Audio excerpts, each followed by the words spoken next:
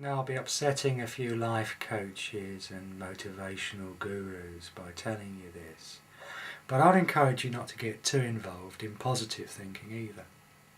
Yes, you can manifest incredible things through positive visualization and some serious striving. But by creating what we think we want and creating what we really need are two very different things, and I've met many miserable millionaires in my time that can prove this point. What's most important is the state of being from which our endeavours arise. If our endeavours are based on an anxiety or a sense of lack or wanting, whatever we achieve, however impressive that appears, the outcome will be contaminated with that energy. This may be why so many apparently successful people who have achieved great things in art or music or in business can be so hopelessly unwell. Because all that striving and chasing and wanting is all very well. But when you get there and it hasn't completed you, that's an awfully dark place. Now, I worked with a man a little while ago who on paper was worth hundreds of millions. It's an incredibly wealthy man, consumed with anxiety all of his life, had a very difficult and deprived childhood, didn't really go to school a great deal, totally knotted up with anxiety, didn't know whether he was going to eat next, didn't know whether he was going to be beaten.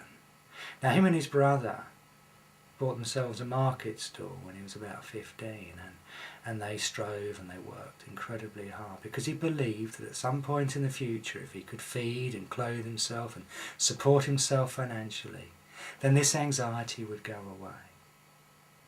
A little later on, him and his brother buy their first shop. By the time he's 30, they've got a chain of shops. This man's now in his early 50s and has got an empire stretching around the world and worth hundreds of millions. Absolutely consumed with anxiety. 5,000 staff to pay. So many £1 million a year overheads. All that worry. In a way, he was better off with his market stall.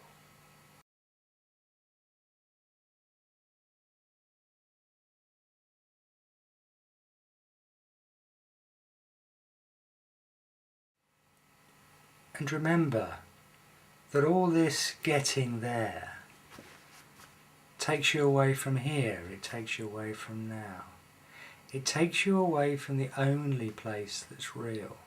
It takes you away from the only place where you're going to find the peace and fulfillment that you've been looking for, here and now.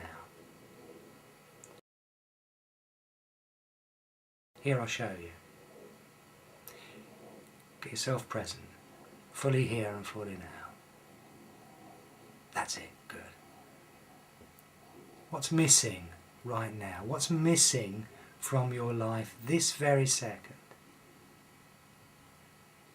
Nothing, is there? What could be added to this moment that would improve it in any way? Nothing. It's all fine the way it is, isn't it? And that's the irony. It's only the wanting to be somewhere else, it's only the looking for ourselves in the future that makes it missing in the first place. Let go of the future. Live your life from this point on as much as possible here in the present moment.